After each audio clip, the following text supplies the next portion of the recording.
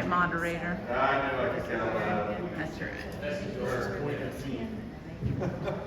So, in your operation, what do you think is the piece that's missing that would make it work better for you? As long as I don't, to be honest myself, it's finding the right person to rent it to. It's been a challenge. Yeah, most people in the area, they've got passions, they've rented for years, and they don't want to pay so much ink, and they don't want to move animals from there, not the money. And so much ink, we gotta run so many animals out there. So, it's, it's involves the money. A lot of places, pastures, there's high demand. People are fighting over it. Here I am offering it.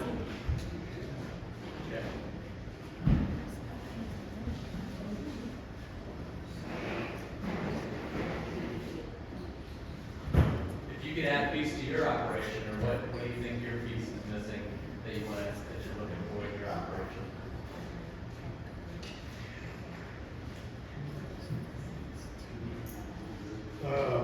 Stuff that keeps me up at night is like what Scott just mentioned, is what's going to happen to it after I'm gone. The kids are going to take it over. We're going to find somebody to rent it to. But what's missing for us? I feel pretty comfortable, like where we're at, like production-wise, what we're doing. We continue to do more of what we're doing. Like right now, for me, one of the next step for me is we're pursuing higher value markets for cattle type of stuff. So the grass finished beef deal, we can continue to grow that every year. And I mentioned it's not very profitable this year or the past few years, but the cattle market's going to go down sooner rather than later probably. And so how can we buffer ourselves even more against the marketing swing? So we're pursuing options and opportunities beyond just what we're selling direct to consumer. So to market more of our cattle into that. We feel like we're growing a premium product and we're doing all this stuff. It's like, how do we get this to the people, on a larger scale? So that's kind of been my mission the last few years. That's what we're working on pretty hard. So.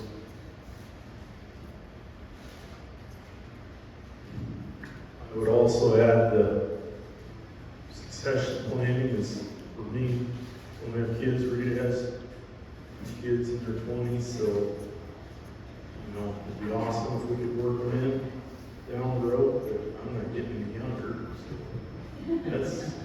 I lose sleep over it, I'd like to see somebody take it over that's kind of got the same goals in mind. I don't want to just rent it to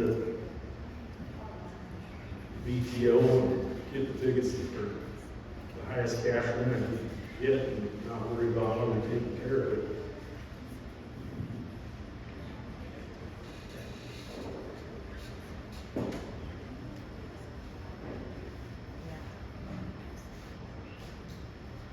What's been the importance of going to things like these, going to conferences?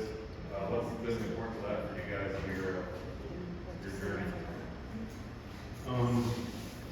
For me, just giving me the confidence to try new things.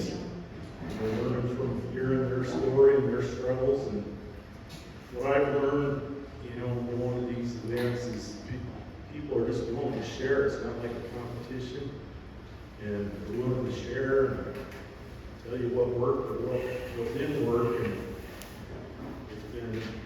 it's just made it so much easier for me to try new things, be able to bounce ideas off, discuss it with friends I've made. So I gained a lot of confidence in how we trying different things.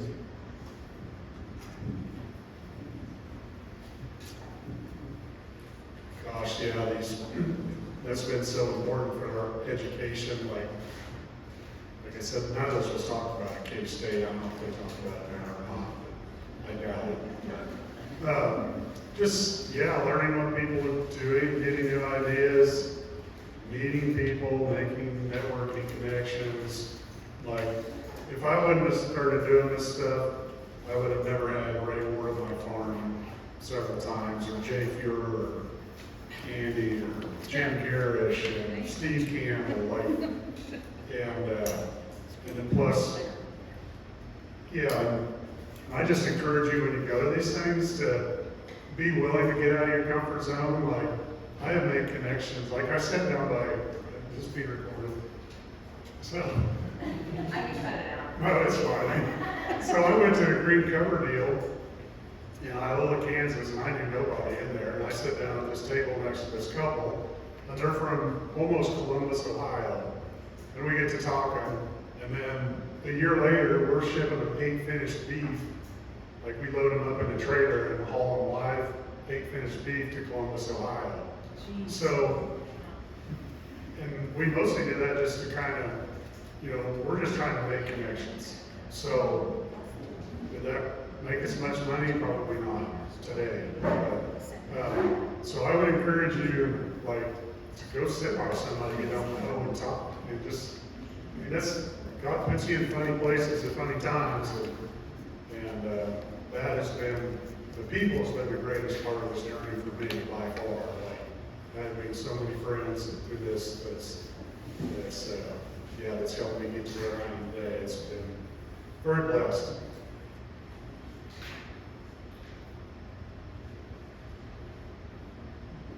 Scott, do you mostly get repeat customers for your custom grading? Yeah, I'm back to this year. I'm the same guy that I started out with a few years ago. It's kind of been it was hell for a couple of years because I actually went in partnership with a younger couple, and they said everything right to get their foot in the door, and we went into a partnership, and then it was a disaster. They pulled out early spring and left me sitting there, you know, and it was tough. So then I was kind of desperate to get animals out in my pasture, and the only one left to turn to was a neighbor. He's the one that, you know, if there's a blade of grass out there like that, you're wasting feed. You gotta graze it down to bare dirt, or you're wasting feed. So 2 years ago, we did that. I said, you'll never get it back. We let it rest. 25. So, yeah, the guy that I'm renting to this year, he's not terribly far away, but he farms on the side, weekends mainly, works full time for a big feedlot. He's got 60 cows, so I don't know when he sleeps, but so it's kind of tough, you know. He's awesome to work with, though. He's not afraid to work.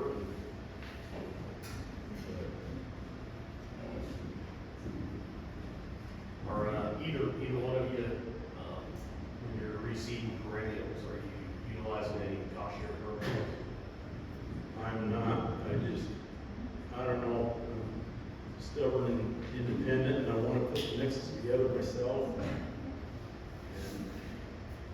that way, I just don't want any strings attached. I want to be able to be free to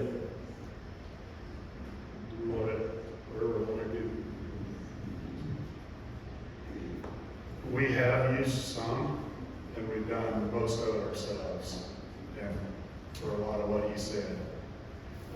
But don't be, if it works for your operation, do it. I mean, there were programs, I don't even know if there still are, to help cost share some of that stuff, or water lines, fencing. So if it works for you, then don't be afraid to use it. What we found with mixes, like, they have their minimum mix, and then we would always add what we wanted on top of that mix. I don't know if we were supposed to or not, but that's what we did. So yeah. I've actually gotten pheasants forever to donate seed to help out, you know, wildflowers, forbs, and different things. So that's been, there's no cost or anything. You just other than the fact that one not paying for seat. Since I am representing the federal government today, I'll ask, what was the biggest hurdles that pushed you away from any of those programs or anything? When equipment first came out a few years ago, I looked into it and I was told the local office, you won't qualify for any of this because you're already doing cover crops. And I went to a state quarterly technical meeting in Lincoln, and they were asking for me in the audience, so I said that. Another, they asked anybody else have that experience, another guy raised his hand and said, yep, same thing at my local office. The next morning I got a call at 8 o'clock from the guy, our NRCS, chewed me out.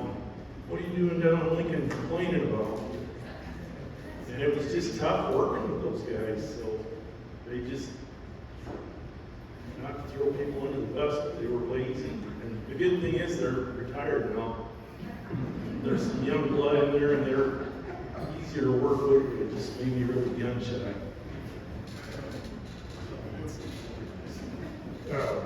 Everything you said again, but, so this last 80 that I did, I've tried for 2 years to get that into an EQIP contract, to get that seeded. Okay, this is crop land, seeded back to this perennial system, and it didn't rank out high enough. But yet, there's producers in the county getting money to rebuild terraces. And I'm like, so I just don't know why they would do that. Second question then, what would you fund to make that federal system? What would you guys be funding if you Yeah. were in charge of the conservation service? And What would have helped you guys the most to make your systems work? Because I think we've proven today you guys are doing systems that obviously are making soil health and making regenerative ag work. What would you guys have funded to make those systems work better or faster? for Yep. producers? I think that's a great question. I've spoken to some state people about this before. Jay Feuer's tried to do some stuff, and I'll steal some of Jay's stuff. But here's what I think is, well, there's a lot of things. I think they need to quit incentivizing producers to try new practices, because they do it, and then a few years later, they go back to what they're doing. We need to incentivize producers for the outcomes that we want.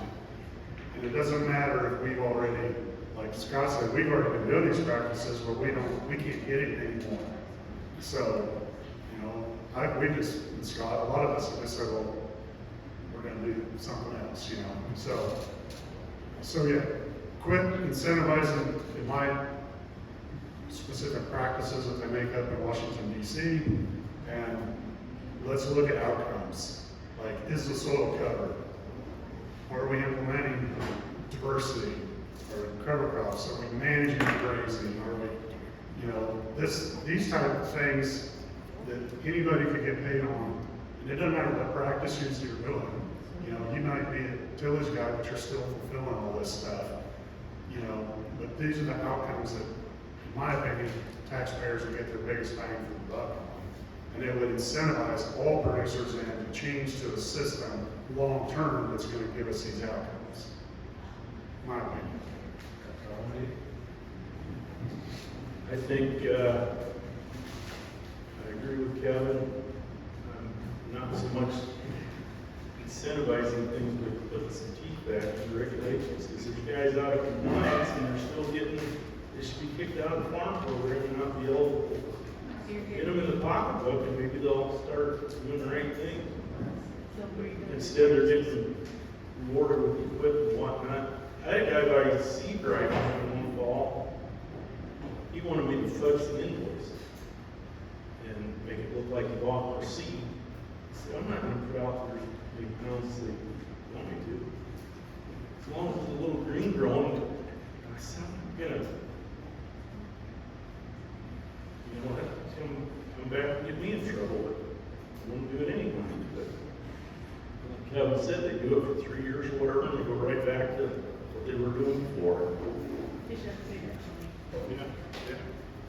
There's a couple of guys up by me, they till the ground black in those hills. And then, like that picture I showed across the road where they get all washed down, and floods up the culverts, and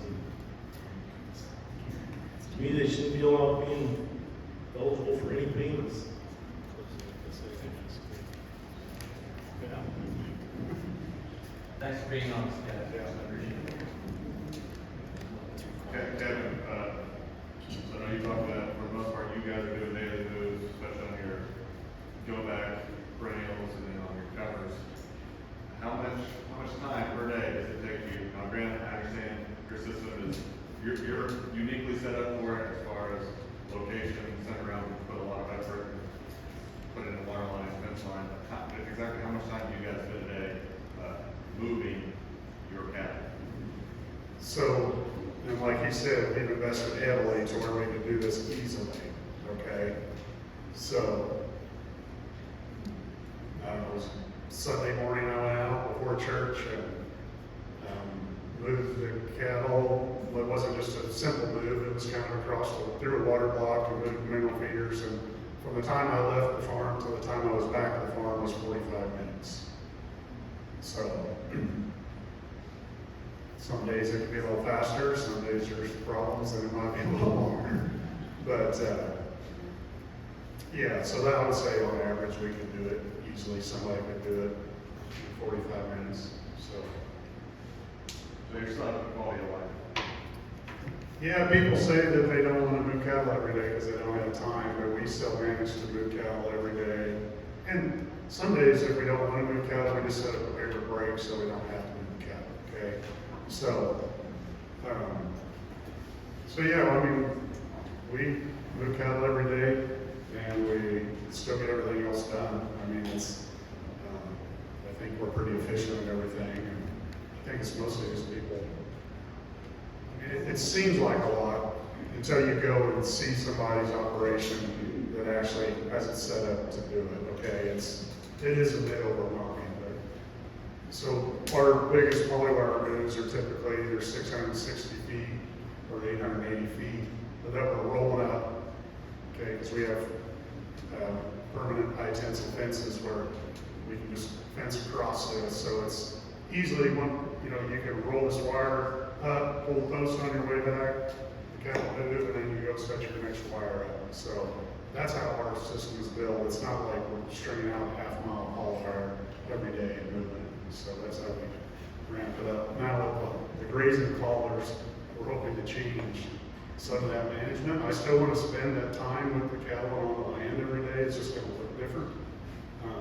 But we're hoping to be able to change up our paddock shape, direction, and then also on our natives where we don't have this infrastructure set up, we don't move them every day, okay, because of that. So now, under those native pastures, can we increase our stocking rate enough using the halter collars, to justify them? And that's what we're looking at that for, is those areas that we don't have the infrastructure set up, can we pick up enough higher stocking rate to pay for, this increased cost of the collars?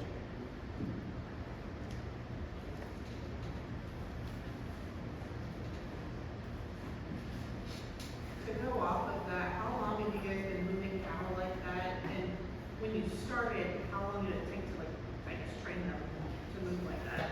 With polywire, we don't have the collars yet, so I can speak to that. Polywire, it doesn't take very long to train. Yeah, so we probably started moving polywire every day. Like, my dad was still alive, so this was, he died 8.5 years ago. But I will say, when the first year we did this, we didn't have our water infrastructure in place. We were dragging around the tons of pipe, PE pipe around, and it was a lot of work. And so the next year, we didn't do it. Like, it was just that much work. So we knew we had to build a system that made it easy. Okay. So, yeah, so we've been doing it for several years now. Some 12 years maybe on some stuff, on some of that perennial stuff. So, but the cattle, as soon as you drive out there, they think you're gonna get moved. And that's one thing I hope with the collars, we get a from, because we can't drive out there and just check the cattle, like they go to the reel and they think they're gonna get moved. So it's kind of a pain. So we're hoping with the callers that it'll be less stress actually, we can let them move and then we can actually drive through them, check and look at the grass better. Because like Tyrell's question, well, 45 minutes, yeah, that's going out there, rolling up, jumping in and going. We don't spend a lot of time, checking the cattle or like make sure nobody's limping or something and the water's full, but now we're hoping this will actually allow us more time to get on land.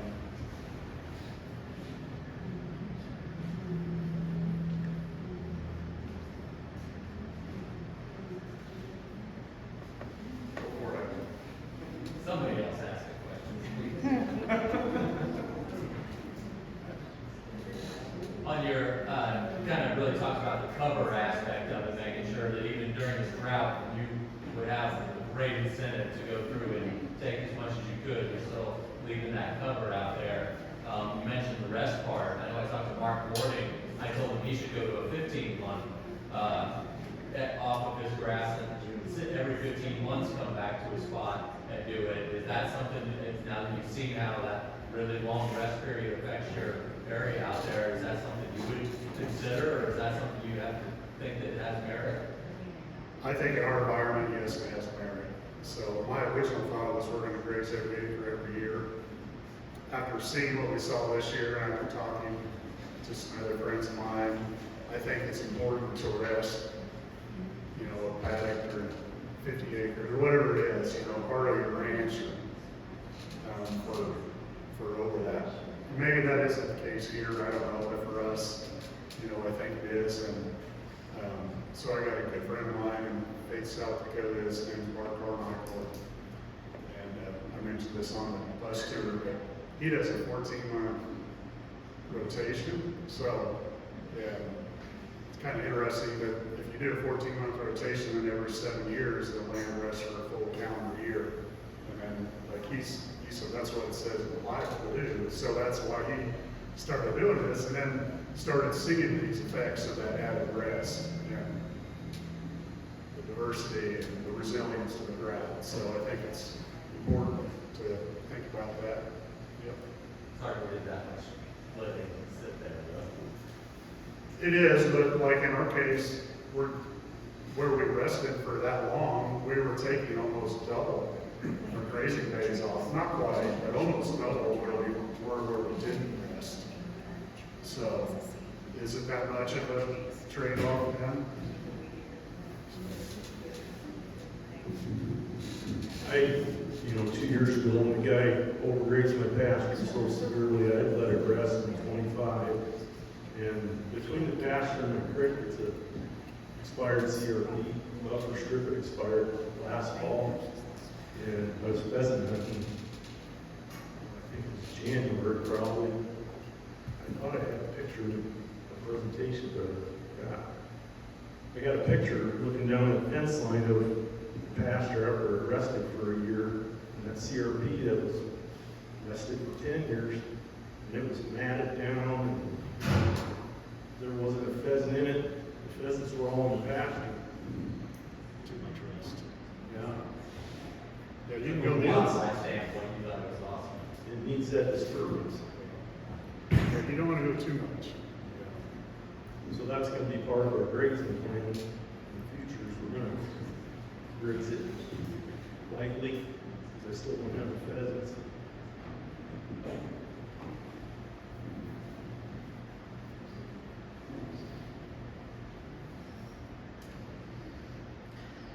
Anything else?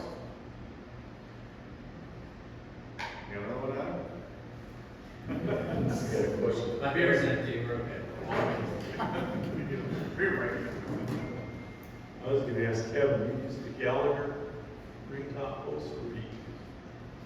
Yeah, so we've kind of had everything, but we prefer the Gallagher ring top posts. So they have the HD and then the orange ones too.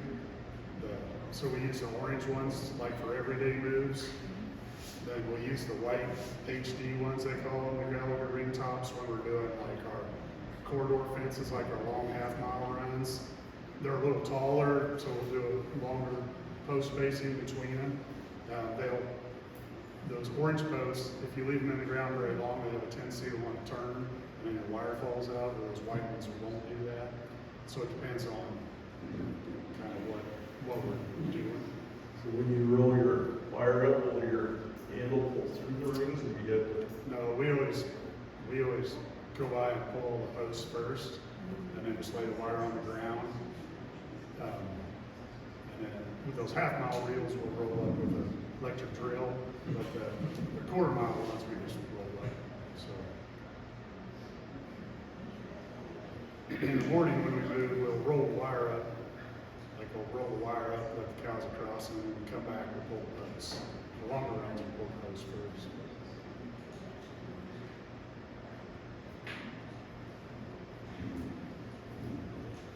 Anything else?